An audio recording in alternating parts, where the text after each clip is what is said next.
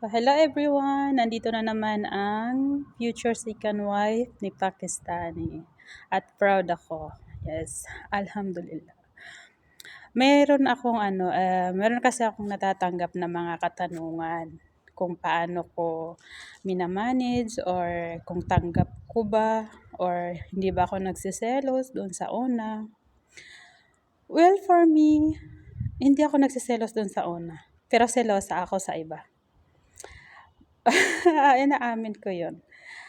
Para sa akin kasi, yung una niyang asawa is arranged marriage yun eh. Alam niyo yun? Oo. At saka, basta iwan ko, hindi ako nagsiselos. Parang wala akong feelings na selos. Kasi parang yung nasa isip ko, kailangan kong maging kaibigan yung unang asawa. Kahit anong mangyari. At hindi kami dapat mag-confidensya kasi pareho niya kaming mahal. Oo, sa totoo lang, pareho niya kaming mahal. At sinasabi niya yun at every time na nag-uusap kami, nababanggit talaga namin yun. Alam niyo yun. Hindi ko siya iniiwasan na wag mag-usap about sa una. Hindi. Ako pa mismo yung nagsasabi na kumusta naman yung asawa mo doon, ganun. Kasi ang pinaka-goal ko is maging kaibigan yung unang asawa. Alam niyo, siguro pag handa na ako, may isi-share ako sa inyo. Ewan ko lang sa iba kung kakayanin nila yung isi-share ko sa kanila, sa inyo. Pero for me, that time nung basta ewan ko, wag na lang muna ngayon. So doon muna tayo sa paano ko na-handle, hindi ba ako nagsiselos. To be honest, hindi po talaga ako nagsiselos. Oo, hindi po ako nagsiselos.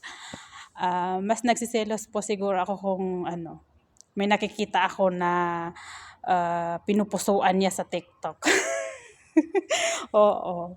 Pero alhamdulillah, sa first wife, hindi po talaga ako nagsiselos. Kasi sabi naman niya, parehas niya kaming mahal eh. Kahit arranged marriage yung una, pareho niya kaming mahal. So, walang dapat ipagselos. So, yun lang po. Alhamdulillah. Kasi hindi ako nagsiselos sa una niyang asawa, ganun. Kaya yung mga katulad ko na nakikipagrelasyon sa Pakistani na may asawa na, para po sa peace of mind ninyong dalawa, tanggapin niyo. At saka, kung pwede naman, pag nag-uusap kayo, insert niyo yung parang kumusta yung gano'n, kumusta ang asawa mo. Alam niyo, mas nakakagaan ng loob. Oo. Advice ko sa mga kagaya ko. Alam ko maraming kagaya ko na nakikipagrelasyon sa Pakistani na may asawa.